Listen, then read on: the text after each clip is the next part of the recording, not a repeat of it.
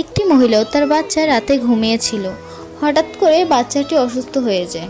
মহিলাটি তখন তার বাচ্চাকে নিয়ে বের হয় হসপিটালে যাওয়ার জন্য, কিন্তু সে কোনো গাড়ি পাচ্ছিল না আর বৃষ্টি হতেছিল।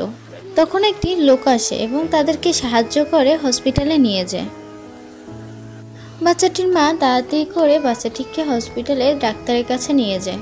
ডাক্তার বলে বাচ্চাটির চিকিৎসা করতে রক্তের প্রয়োজন ও অনেকগুলো টাকার প্রয়োজন। তখন মহিলা তার হাজবেন্ডকে ফোন দিয়ে সবকিছু বলে।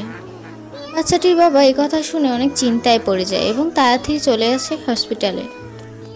বাচ্চাটি খুবই অসুস্থ ছিল। বাচ্চাটির মা বাচ্চাটিকে রক্ত দেয় আর ডাক্তার বলে এখন অপারেশন করতে অনেকগুলো টাকা লাগবে। বাচ্চাটির বাবা তখন বিভিন্ন কাজ করে, পরিশ্রম করে টাকা ইনকাম করে এবং বাচ্চাটির চিকিৎসা করে।